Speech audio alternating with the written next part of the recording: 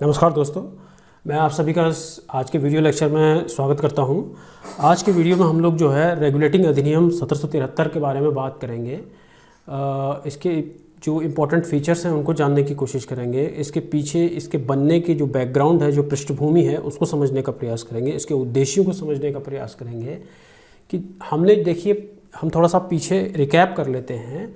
हमने पिछले लेक्चर में हमने आपको बताया था, उसको हम थोड़ा सा पीछे का बता देते हैं ताकि आपकी कनेक्टिविटी जो है बनी रहे। पिछले लेक्चर में हमने आपको बताया था कि भारत में जो संवैधानिक विकास हुआ है वो एक झटके में नहीं हुआ, बल्कि उसके पीछे एक पूरी उपनिवेशवादी विरासत थी। तो उस उपनिवेशवादी विरासत को हम लोग समझने का प्रयास करेंगे। हमने आपको बताया था कि भारत का संविधान एक झटके में 1949-50 में नहीं बना, बल्कि उसके पीछे 1773 से लेकर 1949 तक का एक सफ़र है, एक यात्रा है। इस यात्रा को हम समझने का प्रयास कर रहे हैं। पिछले लेक्चर में हमने बैकग्राउंड को समझा था। हमने जाना था कि संवैधानिक विकास के चरण कितने हैं और उनमें क्या क्या हुआ था। तो एक ओवरव्यू हमने समझा था। अब हम जो है अधिनियम को समझने की कोशिश कर रहे हैं। तो हम पीछे का थोड़ा सा रिकैप कर लेते हैं। हमने बोला कि 1608 में जब ईस्ट इंडिया कंपनी भारत पहुंचती है तो वहाँ से शुरू में पहले चरण में वो अपना व्यापारिक विस्तार करती है, और जब मुग़ल सत्ता कमज़ोर हो गई 1707 में, जब औरंगज़ेब का निधन हो जाता है, डेथ हो जाती है, तो वहाँ से जो है कंपनी का राजनीतिक विस्तार शुरू होता है। तो कंपनी के राजनीतिक विस्तार में ही हमने आपको बताया था कि 1757 में प्लासी का युद्ध और उसके बाद 1765 में बक्सर का युद्ध, ये दो पड़ाव जो हैं उनकी यात्रा में, उनके जो विस्तार था व्यापारिक और राजनीतिक, एक महत्वपूर्ण जो है चरण है। यहाँ पे 1765 में जब ब्रिटेन ने बक्सर का युद्ध जीता तो वहाँ से उनका बंगाल पर राजनीतिक नियंत्रण स्थापित हो गया। व्यापारिक नियंत्रण धीरे धीरे हो रहा था, लेकिन धीरे धीरे उनका बंगाल के ऊपर राजनीतिक नियंत्रण स्थापित हुआ। तो हमने कहा कि 1765 में इलाहाबाद की संधि, जो कि बक्सर के युद्ध के बाद हुई थी, तो उससे जो है बंगाल के बड़े भाग पर अंग्रेज़ों का, ईस्ट इंडिया कंपनी का जो है नियंत्रण हो गया। तो नियंत्रण होने के बाद हमने ये भी आपको बताया था कि कंपनी ने जो है वहाँ पर बंगाल में दोहरी प्रणाली, डुअल सिस्टम जो है लागू किया था प्रशासन के लिए। डुअल सिस्टम में हमने आपको क्या बताया था? हमने बताया था कि डुअल सिस्टम में कंपनी ने प्रशासन और राजस्व विभाग को अलग अलग भागों में बांट दिया। दीवानी राजस्व विभाग बनाया और निजामत जो है प्रशासन का विभाग बनाया। अब हम समझ रहे हैं कि उस समय तक जब बक्सर का युद्ध कंपनी ने जीता तो सीधे जो है कंपनी का प्रशासन जो है लागू नहीं होता है। अपनी प्रशासन की सुविधा के लिए उन्होंने प्रशासन को दो भागों में बांट दिया दोहरी प्रणाली के तहत। तो अब जो है हमने बोला कि 1773 में जब कंपनी रेगुलेटिंग अधिनियम लेके आ रही है तो इसमें हमें ये समझना है बैकग्राउंड में, पृष्ठभूमि में, कि 1765 से 1773 के बीच ऐसा क्या हुआ कि कंपनी को नया अधिनियम लेके आना पड़ा। ये बैकग्राउंड है। इस बैकग्राउंड को हम समझने की कोशिश करते हैं। देखिए क्या होता है कि हम सीधे रेगुलेटिंग अधिनियम के अगर जो इम्पोर्टेंट विशेषताएं हैं उसकी महत्वपूर्ण, अगर सीधे हम उनको पढ़ेंगे तो हमें विशेषताओं को याद करना। देखिए हमें रटना नहीं है, हम अधिनियम की विशेषताएं, अधिनियम की विशेषताएं जो हम यहाँ जिसको हम पढ़ने के लिए आए हैं उसको सीधे हम रटने का या याद करने का प्रयास नहीं करेंगे, क्योंकि आप भूल सकते हैं। हमको इसे समझना है। तो अधिनियम की विशेषताओं को हम सहज भाव से समझ सकें, बिल्कुल साधारण तरीके से समझ सकें, हमें रटने की ज़रूरत ना पड़े, उसके लिए ज़रूरी है कि हम उस कानून की पृष्ठभूमि को समझें। पृष्ठभूमि को समझने का मतलब क्या है कि हमें यानी कंपनी को बंगाल में बक्सर युद्ध के बाद जो दोहरी प्रणाली लागू की थी, दोहरी प्रणाली के असफल होने के बाद वो कौन सी परिस्थितियां थीं जिनकी वजह से कंपनी को रेगुलेटिंग अधिनियम लाना पड़ा। इस बैकग्राउंड को हमें समझना है। तो उससे क्या होगा कि जब हम पृष्ठभूमि को समझ जाएंगे तो हमें रेगुलेटिंग अधिनियम की विशेषताओं को रटना नहीं पड़ेगा, क्योंकि जब आप पृष्ठभूमि को समझ जाते हैं तो हम जो पृष्ठभूमि है, जो कारण है कानून लाने के, वही कारण जो है अधिनियम की विशेषताओं में लक्षित होते हैं। जब हम विशेषताओं को पढ़ेंगे तो पृष्ठभूमि पढ़ने के बाद हमें विशेषताओं को रटने की ज़रूरत नहीं पड़ेगी, बल्कि हम उनको समझ जाएंगे सहज भाव से। इसलिए हम जो है पहले जो है इसकी पृष्ठभूमि को समझ रहे हैं। तो पृष्ठभूमि के लिए हमने पहले बताया कि 1765 में दोहरी प्रणाली से लेकर 1773 के बीच ऐसा क्या हुआ कि ब्रिटिश संसद को लगा कि भारत में कंपनी के नियमन के लिए कानून का लाया जाना बहुत ज़रूरी है। तो दोहरी प्रणाली में हमने बोला था कि प्रशासन का भार कंपनी के ऊपर नहीं है, तो कंपनी के ऊपर केवल जो है कंपनी को दीवानी यानी कि कर इकट्ठा करने का अधिकार मिल गया, करने का अधिकार मिल गया। इससे क्या होता है कि कंपनी जो है बिना किसी जिम्मेदारी के, बिना किसी उत्तरदायित्व के भारत में ऑपरेट कर रही है, कोई उत्तरदायित्व नहीं है कंपनी का। उससे क्या होगा कि बंगाल की स्थिति बहुत विकट हो गई, क्योंकि कंपनी के जो अधिकारी थे वो व्यापार में भ्रष्टाचार करके अंधाधुंध मुनाफा कमा रहे थे, और बंगाल की जनता जो है उस भ्रष्टाचार से त्रस्त होकर बहुत परेशान थी। तो उससे क्या हुआ कि कंपनी जो है ऑफिशियली, आधिकारिक रूप से कंपनी जो है बर्बाद हो रही है,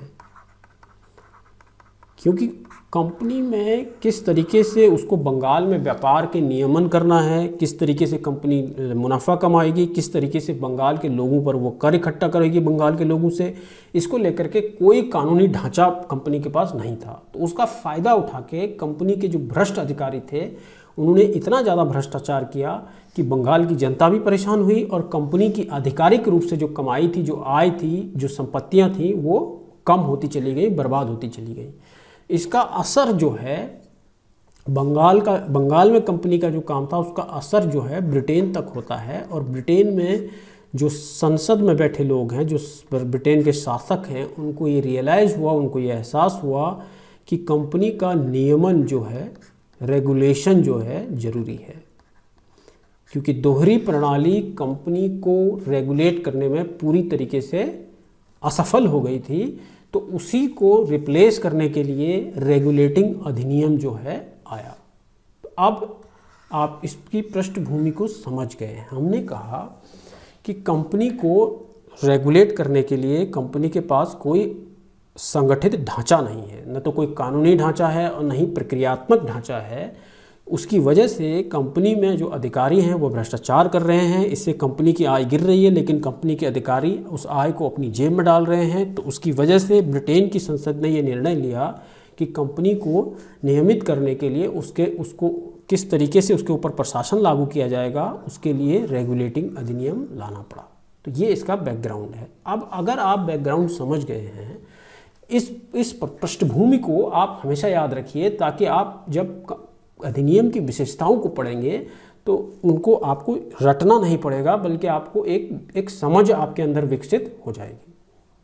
अब जब कंपनी ने ये निर्णय लिया कि हमें एक नया कानून लाना है ताकि कंपनी को जो है एक तरीके से उसके नियमन के लिए एक ढांचा उपलब्ध कराया जाए, तो उसके उद्देश्य क्या हैं, ऐसा क्यों है कि जो कानून लाया जाएगा उससे कंपनी किस तरीके से जो है सही तरीके से कार्य करने लगेगी। तो उसके देखिए पहला पॉइंट हमने लिखा है उद्देश्य में कि कंपनी के नियमन के लिए एक संगठित कानूनी ढांचा उपलब्ध कराना। इसका मतलब क्या है? संगठित कानूनी ढांचे का मतलब है कि अभी ईस्ट इंडिया कंपनी जो बंगाल में, भारत में ऑपरेट कर रही है, उसमें जो है किस तरीके से एक कंपनी का ढांचा होता है। देखिए कंपनी में डायरेक्टर्स होते हैं, मैनेजर्स होते हैं, उन सब की जिम्मेदारी अलग अलग होती है ताकि कंपनी को सुचारू रूप से काम किया जा सके। उसमें असंगठित तरीके से, एक तरीके से जैसे जो असंगठित क्षेत्र के का इकोनॉमिक यूनिट्स होती हैं उस तरीके से काम न करे, बल्कि एक निश्चित ढांचा हो कि कंपनी में किसकी क्या जिम्मेदारी होगी। सभी लोगों की जिम्मेदारी अगर तय कर दी जाए तो उत्तरदायित्व के साथ सभी लोग काम करेंगे तो कंपनी जो है ठीक तरीके से जो है भारत में काम कर पाएगी। इसके लिए ज़रूरी था कि एक संगठित ढांचा उपलब्ध कराया जाए जो कि लिखित में हो और जिसमें जो है प्रोफेशनल यानी कि व्यावसायिक लोगों की नियुक्ति की जा सके। ये इसका कानून का उद्देश्य है। दूसरा उद्देश्य है कि कंपनी के कर्मचारियों के लिए ब्रिटिश परंपराओं के आधार पर न्याय व्यवस्था को लागू करना। इसका क्या मतलब? इसका मतलब ये है कि जब कंपनी भारत में ऑपरेट कर रही है तो भारत में जो न्याय व्यवस्था है वो पूरी तरीके से डिसेंट्रलाइज्ड है और असंगठित है। उसमें ज़्यादातर जगहों पर धर्म के आधार पर न्याय हो रहा है क्योंकि वो मध्यकालीन भारत है। तो उसको रिप्लेस करने के लिए कंपनी ने ब्रिटेन के शासकों ने ये डिसाइड किया कि ब्रिटेन में जो आधुनिक न्याय व्यवस्था है उसको भारत में लाया जाए ताकि कंपनी के कर्मचारियों पर उस व्यवस्था के तहत जो है उनके ऊपर निर्णय लिए जा सके। इसलिए क्योंकि अब वहाँ पर भारत कंपनी के लिए अगर कोई जुडिशियल सिस्टम नहीं है, कोई न्याय व्यवस्था नहीं है, कोई न्याय व्यवस्था का ढांचा नहीं है, तो उससे क्या होगा कि जो कंपनी के कर्मचारी हैं वो न्याय व्यवस्था का उनके ऊपर कोई डर नहीं है, तो वो जैसे चाहें वैसे मर्जी से जो है व्यवहार कर रहे हैं कंपनी के व्यापारिक क्षेत्र में और राजनीतिक क्षेत्र में भी। तो उसको भी नियमित करने के लिए कंपनी न्याय व्यवस्था यहाँ पर कंपनी पर लागू किया जाएगा। तीसरा पॉइंट हमने लिखा कंपनी में हो रहे भ्रष्टाचार को रोकना। देखिए, हमने पृष्ठभूमि में ये पढ़ाया कि चूंकि कंपनी के पास कोई संगठित कानूनी ढांचा नहीं था तो जिसकी वजह से क्या हुआ, दोहरी प्रणाली के तहत कंपनी के कर्मचारियों ने पर्सनल लेवल पर अपना मुनाफा कमाया। हालांकि कंपनी आधिकारिक तौर पर घाटे में चल रही है लेकिन कंपनी के कर्मचारी जो है अमीर होते जा रहे हैं।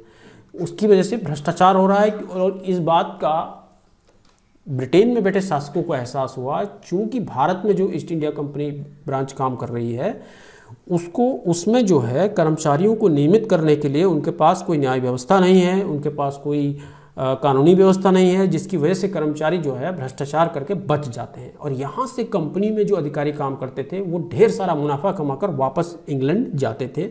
तो वहाँ जो इंग्लैंड में जो शासक थे उन्होंने ये देखा कि वो भारत से आ रहे हैं और ढेर सारा पैसा कमा रहे हैं लेकिन कंपनी जो है घाटे में जा रही है। तो इन पॉइंट्स के आधार पर उन्होंने इन पॉइंट्स को देखते हुए भारत में ईस्ट इंडिया कंपनी को नियमित करने के लिए रेगुलेटिंग अधिनियम को लाने का निर्णय लिया। अब आप इनको अच्छे से इस बैकग्राउंड को जो हमने पृष्ठभूमि बताई, दोहरी प्रणाली से उत्पन्न चुनौतियाँ, और दूसरा हमने जो उद्देश्य बताया, इनको अगर आप अपने बैक ऑफ द माइंड यानी कि सबकॉन्शियस माइंड में रखेंगे तो आपको अधिनियम के विशेषताओं को रटने की आवश्यकता नहीं पड़ेगी। इनको अच्छी तरीके से आप अपने मन में बिठा लें तो अब आपको जब हम अधिनियम के प्रावधान पढ़ाएंगे तो उसमें आपको रटना नहीं पड़ेगा, सीधे आपको समझ आ जाएगा। तो चलिए, हमने उद्देश्य बताया और पृष्ठभूमि बताई। अब हम जो है अधिनियम के रेगुलेटिंग अधिनियम 1773 के प्रावधानों को समझने का प्रयास करते हैं। तो पहली चीज़ हम पिछले लेक्चर में भी हमने बताया था कि अधिनियम के प्रावधानों को हम समझने के लिए कई बार क्या होता है कि हम जब प्रावधान पढ़ रहे होते हैं तो हमें बहुत सारी चीज़ें समझ में नहीं आती हैं। तो उसको हमने थोड़ा सा पहले हमने अंडरस्टैंडिंग बनाने के लिए एक पॉइंट लिखा है कि अधिनियम के द्वारा कंपनी के इंग्लैंड स्थित कार्यालय और भारत दोनों में ही परिवर्तन लाए। तो हमने आपको पिछले लेक्चर में बताया था कि ईस्ट इंडिया कंपनी भारत में नहीं बल्कि लंदन में रजिस्टर्ड है। इसका रजिस्ट्रेशन लंदन में हुआ है। तो इसका एक जो मुख्य कार्यालय है वो जो है इंग्लैंड में है यानी लंदन में है, और दूसरा उसका जो ब्रांच है वो कलकत्ता में है, इसकी जो भारत की शाखा है। तो अब जब अधिनियम लाया जाएगा तो इस दोनों में जो है परिवर्तन किए जाएंगे। यहाँ पे भी चेंज होगा और यहाँ पे भी चेंज। जैसे मान लीजिए कि भारत में एक कंपनी है रिलायंस, हम इसको ऐसे समझते हैं, भारत में एक कंपनी है रिलायंस। तो मान लीजिए जैसे 2013 में भारत की सरकार ने एक अधिनियम पारित किया, कंपनी अधिनियम 2013। इसमें मान लीजिए ये अधिनियम रिलायंस पे लागू होता है कि रिलायंस भारत की कंपनी है, लेकिन रिलायंस जो है जैसे मान लीजिए कि ऑस्ट्रेलिया में भी काम कर रही है और यूरोप के 10 शहरों में भी काम कर रही है, तो अधिनियम कंपनी के जो हैं उस कंपनी पे जब लागू हो रहे हैं रिलायंस पे, तो उसकी सारी ब्रांच पे लागू होंगे। ठीक उसी तरीके से रेगुलेटिंग अधिनियम में के जो प्रावधान हैं वो ईस्ट इंडिया कंपनी की जो दोनों ब्रांच हैं, उसका मुख्य कार्यालय जो कि लंदन में है और उसका भारत की शाखा वाला जो कार्यालय है उस पर लागू होंगे।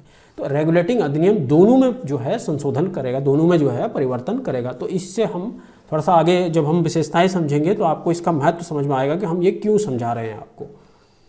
देखिए, कंपनी का जो लंदन का कार्यालय है, हमने पिछले लेक्चर में भी दिखाया था एक पिक्चर आपको, इसमें भी जो है चेंजेस किए जाएंगे, इसमें भी कुछ जो है नए ढांचे उपलब्ध कराए जाएंगे, नए कानून, नए प्रावधान आएंगे, और जो भारत में उसका ऑफिस है उसमें भी चेंजेस आएंगे।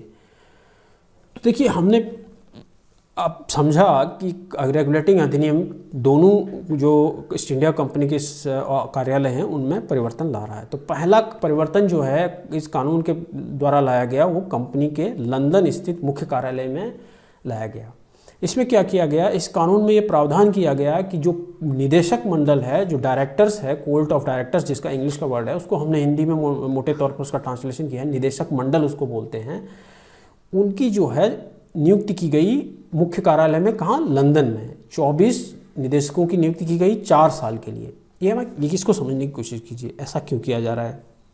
देखिए, आप रटने की कोशिश मत कीजिए, सिर्फ समझिए। समझने से क्या होगा कि आपको पॉइंट्स जो है हमेशा मेमोराइज नहीं रखने पड़ेंगे, एक अंडरस्टैंडिंग बन जाएगी, तो आसानी से आप समझ जाएंगे। निदेशक, देखिए, डायरेक्टर जो कंपनी के होते हैं, डायरेक्टर शब्द हम लिख रहे हैं जिसको हिंदी में निदेशक बोलते हैं, वो जो है कंपनी का ट्रस्टी होता है।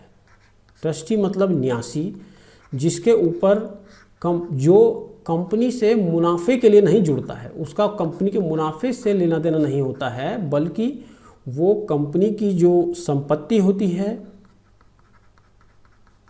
उसकी सुरक्षा का उसके ऊपर जिम्मा होता है। तो डायरेक्टर्स जो है इस बात की देखरेख करता है कि जो कंपनी की संपत्ति और आय है उसका प्रबंधन किस तरीके से करना है।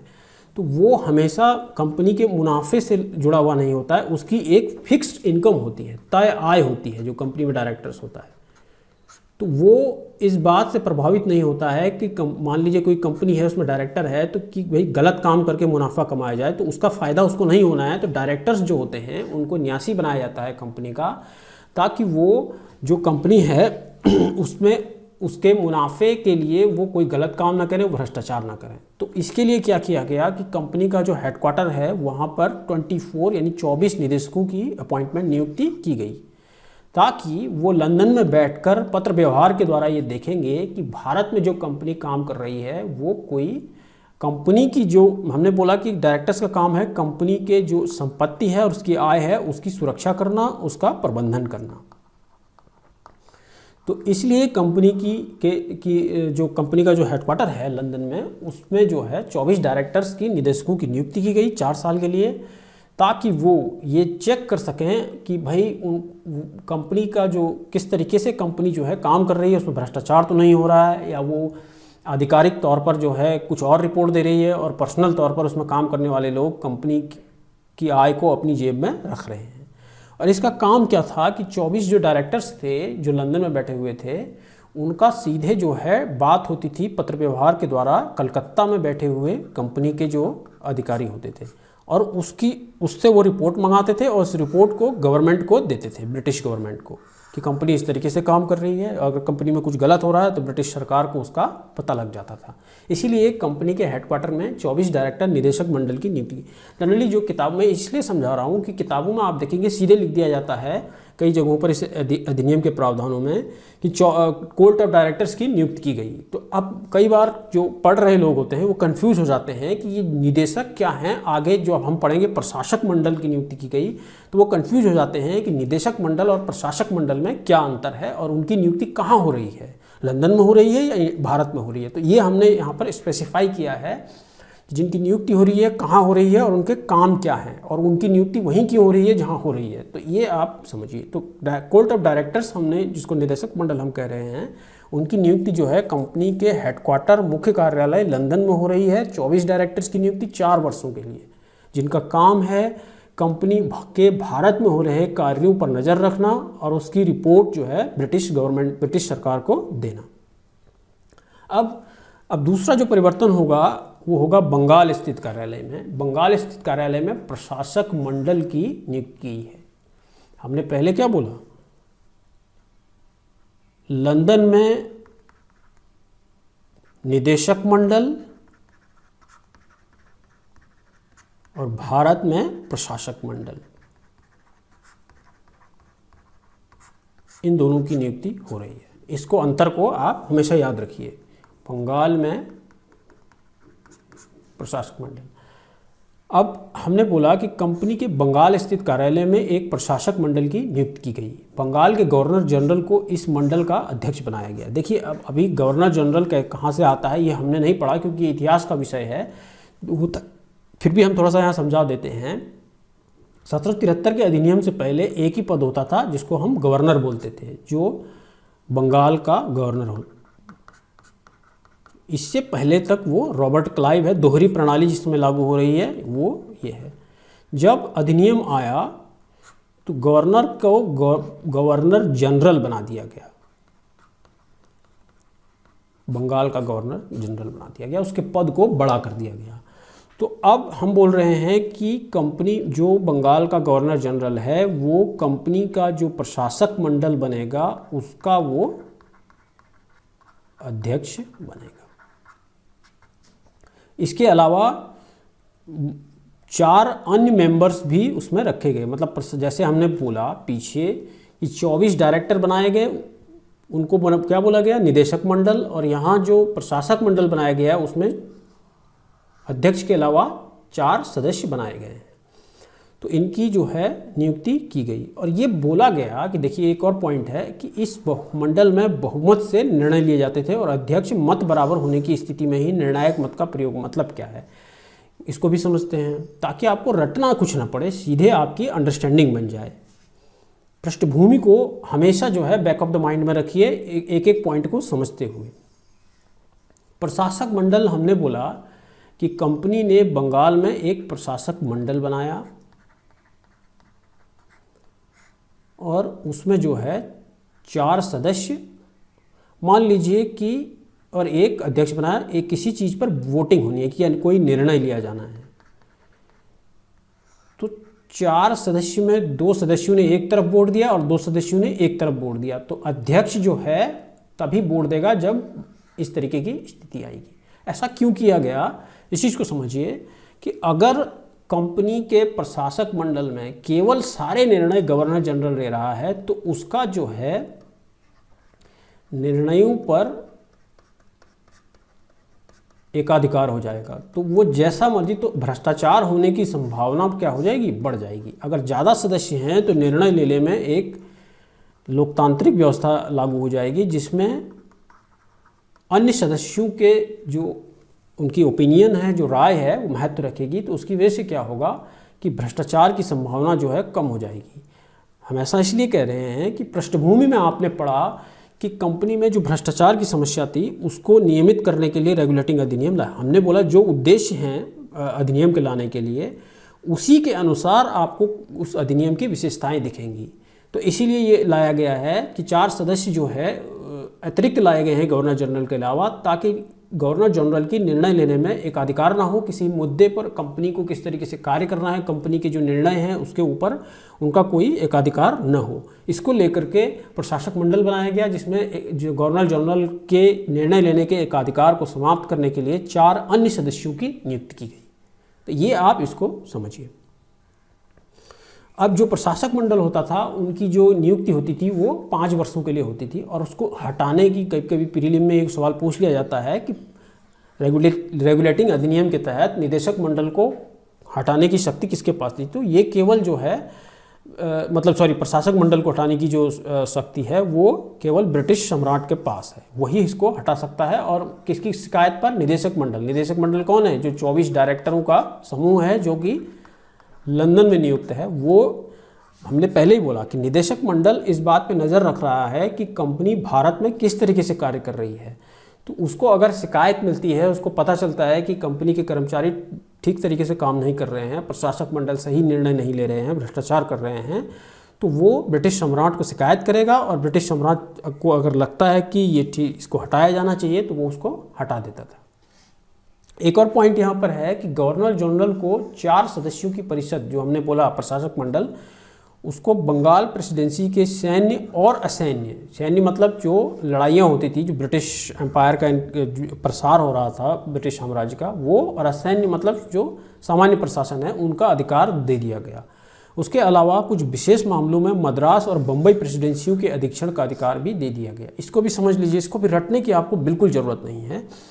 हमने आपको पहले समझाया कि 1757 में प्लासी के युद्ध और 1765 में बक्सर के युद्ध के बाद कंपनी का प्रसार होता चला गया और कंपनी भारत के बाकी हिस्सों में भी जो है अपना प्रसार कर रही है। जैसे बम्बई है, मतलब वेस्ट इंडिया, पश्चिमी भारत है और दक्षिण भारत है। तो यहाँ लेकिन कंपनी की मजबूत स्थिति सबसे ज़्यादा बंगाल में है। तो इसीलिए बंगाल के गवर्नर जनरल को मद्रास और बम्बई प्रेसिडेंसियों के विस्तार, मतलब उनके अधीक्षण, उसके ऊपर प्रशासन के संबंध में भी जो है अधिकार दे दिए गए। ऐसा इसलिए हो रहा है क्योंकि बंगाल में कंपनी की जो स्थिति है वो सबसे ज़्यादा मजबूत है। इसीलिए बंगाल का गवर्नर, देखिए धीरे धीरे आप देखेंगे 1833 तक आते आते जो है बंगाल के ही गवर्नर जनरल को भारत का गवर्नर जनरल बना दिया जाएगा 1833। वो आगे के अधिनियम में हम लोग पढ़ेंगे। तो अब इसको इस तरीके से समझिए कि धीरे धीरे कंपनी का व्यापारिक और राजनीतिक विस्तार भारत के अन्य हिस्सों में हो रहा था। तो इसीलिए अन्य जगहों की जो प्रेसिडेंसियाँ थीं उनके प्रशासन का अधिकार भी बंगाल के गवर्नर जनरल को दे दिया गया। अब दूसरा हम समझते हैं, हमने पहले ही बोला, हमने बोला कि एक कोई जुडिशियल सिस्टम, अगले पॉइंट को समझने से पहले समझिए, हमने पहले ही बताया कि अंग्रेज़ों के पास भारत में कोई जुडिशियल व्यवस्था, न्यायिक व्यवस्था नहीं है। इसकी वजह से क्या हो रहा है कि जो कंपनी के कर्मचारी अगर कोई गलत काम कर रहे हैं तो उनका मुकदमा किस तरीके से किया, उनके ऊपर मुकदमा किस आधार पर लागू किया जाएगा, उसको लेकर के कंपनी के पास भारत में कोई ढांचा नहीं है। तो इसीलिए हमने बोला इसकी वजह से क्या हो रहा है कि कंपनी के कर्मचारी भ्रष्टाचार करके निकल जाते थे। तो इसको सॉल्व करने के लिए हमने इस अधिनियम के उद्देश्य में पढ़ा था कि अधिनियम का एक उद्देश्य ये भी था कि भारत में अंग्रेजी ब्रिटिश परंपरा के अनुसार न्याय व्यवस्था लाई जा सके। क्योंकि भारत में न्याय व्यवस्था क्या होती थी कि पूरी तरीके, उस समय भारत जो है मुगल शासन के बाद का दौर चल रहा है और भारत में जो है इस समय पूरी तरीके से राजनीतिक विखंडीकरण का टाइम है, यानी कि पूरा भारत राजनीतिक आधार पर टूट रहा है और अलग अलग जगहों पर अलग अलग नवाब, जैसे बंगाल है, लखनऊ है, दिल्ली है, इस तरीके से अलग अलग जगहों पर अलग अलग नवाब आ रहे हैं। तो भारत में एक कोई निश्चित न्याय व्यवस्था नहीं है और जो व्यवस्था थी उससे पहले वो हिंदू और मुस्लिम इस्लाम धर्म के आधार पर है। तो इस व्यवस्था से अंग्रेजों के ऊपर न्याय लागू नहीं किया था। ईस्ट इंडिया कंपनी के लोग आए हुए थे ब्रिटेन से, तो इसीलिए उनको ये एहसास हुआ कि इस अधिनियम के तहत कि भारत में अपनी न्याय व्यवस्था लाई जाने की ज़रूरत है। तो उसका प्रावधान जो है यहाँ पर किया गया। इसके बैकग्राउंड को हमेशा याद रखिए ताकि आपको कोई भी अधिनियम को रटना या याद करना ना पड़े। रटा हुआ और याद किया हुआ आप हमेशा भूल जाते हैं। तो एक्सप्लेनेशन, उसके पीछे की व्याख्या आपको पता होनी चाहिए। हमने बोला कि कंपनी के कर्मचारी भ्रष्टाचार में लिप्त हैं, जिसकी वजह से कोई न्यायिक व्यवस्था न होने की वजह से वो हमेशा भ्रष्टाचार करके बच जाते हैं। तो इस अधिनियम के तहत अंग्रेज़ों ने ब्रिटेन की जो न्याय परंपरा है उसको भारत में लागू किया ताकि कंपनी के कर्मचारियों के ऊपर कोई गलत काम करने पर, भ्रष्टाचार करने पर मुकदमा दायर किया जा सके और उनको सजा दी जा सके। इसके तहत, इसके लिए, इस उद्देश्य के लिए अंग्रेज़ों ने यहाँ पर ईस्ट इंडिया कंपनी के ऊपर इस अधिनियम के तहत न्याय व्यवस्था लागू की गई, जिसमें एक जो है सुप्रीम कोर्ट की सर्वोच्च न्यायालय की स्थापना की। देखिए ये इसलिए भी ज़रूरी है कि हमने बोला कि हम भारत का संवैधानिक विकास पढ़ रहे हैं। तो बाद में जब आप संविधान पढ़ेंगे तो उसमें आप सर्वोच्च न्यायालय के बारे में पढ़ेंगे, उच्च न्यायालय के बारे में पढ़ेंगे। तो आपको पूरा, अगर पीछे की पृष्ठभूमि पता होगी तो एक कनेक्टिविटी आपकी पीछे बनी रहती है। आपको सब कुछ रटना नहीं पड़ेगा, आपको कुछ भी रटना नहीं चाहिए। आपको सिर्फ एक समझ बनानी चाहिए कि देखिए भारत में पहली बार आधुनिक नियम कानूनों के आधार पर सर्वोच्च न्यायालय की स्थापना हो रही है 1773 के अधिनियम के तहत। तो बाद में जब आप सुप्रीम कोर्ट पढ़ेंगे तो एक कनेक्टिविटी आपकी बनी रहेगी कि भारत में इस तरीके के वर्ड जो हैं, जो टर्म्स हम यूज कर रहे हैं, जो शब्दावलियों का प्रयोग हम कर रहे हैं, वो कब से शुरू होती है। तो भारत में सर्वोच्च न्यायालय की स्थापना रेगुलेटिंग अधिनियम के तहत की गई, जिसमें 4 न्यायाधीश, एक मुख्य न्यायाधीश और 3 अन्य न्यायाधीशों की नियुक्ति की गई। 1700 अधिनियम में जो है प्रावधान जो है 1773 में आया और फिर 1774 में, एक साल बाद, कलकत्ता में पहला सुप्रीम कोर्ट बनता है। और सर एलाइजा इम्पे, हालांकि ये एलाइजा इम्पे जो है पहले मुख्य न्यायाधीश बने और चेम्बर्स, हाइड और लिमेस्टर 3 अन्य न्यायाधीश हुए। प्रीलिम के लिए ये पॉइंट है, क्योंकि यहाँ पर हम संवैधानिक विकास पढ़ा रहे हैं तो इतिहास में भी आ सकता है ये प्रश्न कि कौन भारत का पहला सर्वोच्च न्यायालय का मुख्य न्यायाधीश बना। तो सर एलाइजा इम्पे जो है पहला मुख्य न्यायाधीश बनता है। तो अब इसके बैकग्राउंड को आप समझ गए हैं, तो आपको ये पॉइंट याद करना, रटना नहीं पड़ेगा कि भारत में सर्वोच्च न्यायालय रेगुलेटिंग अधिनियम के तहत आ रहा है, अंग्रेज उसको यहाँ पर लागू कर रहे हैं। तो क्यों कर रहे हैं? उनका उद्देश्य ये नहीं है कि हम भारत के लोगों को आधुनिक न्याय व्यवस्था से जोड़ें, धर्म आधारित न्याय व्यवस्था को स्थानांतरित, उसके जगह पर जो है आधुनिक, ये उद्देश्य नहीं है। उद्देश्य ये है कि कंपनी के कर्मचारियों के ऊपर आधुनिक न्याय व्यवस्था के तहत मुकदमा दायर हो। इस उद्देश्य से भारत में जो है 1774 में सर्वोच्च न्यायालय की स्थापना होती है और उसमें 3 मुख्य न्यायाधीश और एक मुख्य न्यायाधीश और 3 अन्य न्यायाधीशों की नियुक्ति की जाती है। उसके अलावा, और इसमें जो आधुनिक व्यवस्था उन्होंने लागू की, उसमें जूरी व्यवस्था एक को लागू किया।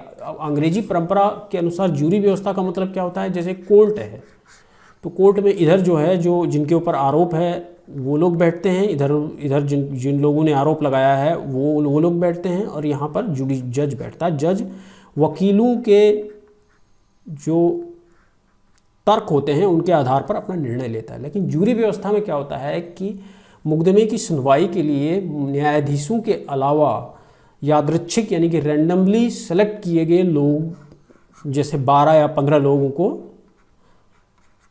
मुकदमे की सुनवाई के लिए रखा जाता है। वो भी जो है निर्णय लेते हैं कि जो आरोपी है वो दोषी है या नहीं है। जूरी व्यवस्था, देखिए यहाँ पे इसको समझने की ज़रूरत है, क्योंकि भारत में भी जब 1950 में संविधान लागू किया गया तो संविधान सभा में 1946 से 50 तक जो डिबेट चली है, जो बहस हुई है, उसमें इसको लेकर के बहस थी कि भारत की जो न्याय व्यवस्था है उसमें भी जूरी व्यवस्था को लागू किया जाए या नहीं किया जाए, क्योंकि अंग्रेजों ने भारत में जूरी व्यवस्था को इंट्रोड्यूस किया था, लेकिन भारत के जो संविधान निर्माता थे उन्होंने कई कारणों की वजह से जूरी व्यवस्था को भारत के संविधान में जगह नहीं दी है।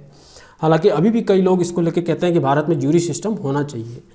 तो जूरी व्यवस्था को इस अधिनियम के तहत भारत में लाया गया, क्योंकि जो बहुत सारे पश्चिमी देश हैं उनमें जूरी व्यवस्था लागू है। जूरी व्यवस्था में हमने बोला कि न्यायाधीशों के अलावा सिविल समाज से कुछ लोगों के समूहों को मुकदमे की सुनवाई के लिए चुना जाता है, ये जूरी व्यवस्था है। इतना सा आपको समझना है। हमने फिर पहले ही बोल दिया, एक बार फिर रिपीट कर रहे हैं कि कंपनी के लिए कार्य कर रहे सभी लोगों को न्यायालय के अधिकार क्षेत्र में लाया गया। हमने पहले ही बोला कि अधिनियम का यही उद्देश्य है कि कंपनी में काम कर रहे कर्मचारी गलत कार्य न करें, कंपनी को नुकसान न हो, उसके लिए ये कानून लाया जा रहा है। इस कानून के तहत भारत के लोग पहले से रह रहे लोग हैं, उनके ऊपर न्याय लागू करने के लिए इस कानून को नहीं लाया जा रहा है। अब अंतिम पॉइंट देखिए, हमने बोला कुछ भी याद करने की जरूरत नहीं है, सब आप समझ जाएंगे। इस अधिनियम के जरिए कंपनी के कर्मचारियों के वेतन में वृद्धि की गई। देखिए, हमने पृष्ठभूमि में बताया कि दोहरी प्रणाली के तहत कंपनी के पास कोई ढांचा नहीं था, जिसकी वजह से कंपनी के कर्मचारी भ्रष्टाचार में लिप्त पाए गए। उसी पृष्ठभूमि में कानून बनाया जा रहा है, तो उसमें ये भी प्रावधान किया गया कि कंपनी के कर्मचारियों की वेतन वृद्धि ज़्यादा हो, ताकि वो पैसे के लालच में आकर कंपनी को कोई नुकसान पहुंचाने के लिए भ्रष्टाचार ना करें।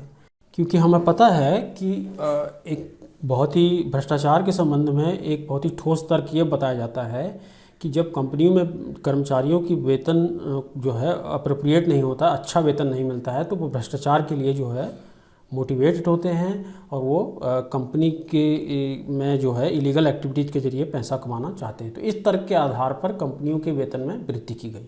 तो ये जो है हमारे अधिनियम के जो है रेगुलेटिंग अधिनियम के विशेषताएं थी। हमने जो है पहले आपको इसका पृष्ठभूमि बताई कि किन पृष्ठभूमि में वो कौन सी परिस्थितियां थीं जिनमें एक कानून लाने की ज़रूरत पड़ी।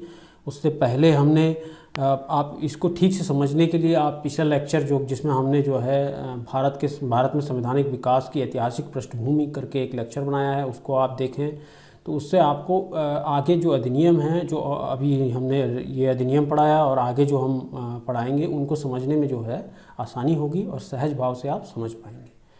तो चलिए हम मिलते हैं अगले लेक्चर में, जिसमें हम लोग 1776 और 1784, 1793 आगे के अधिनियमों को समझेंगे कि किस तरीके से भारत में संवैधानिक विकास ब्रिटिश उपनिवेशवाद की विरासत के रूप में दिखता है। तो मिलते हैं हम अगले लेक्चर में। तब तक के लिए आप लोग इस लेक्चर को पढ़ें, ठीक से समझें, और हम अगले लेक्चर में फिर इस भारत के संविधान बनने की यात्रा को समझते रहेंगे। चलिए, बहुत बहुत धन्यवाद इस लेक्चर में मुझसे जुड़ने के लिए।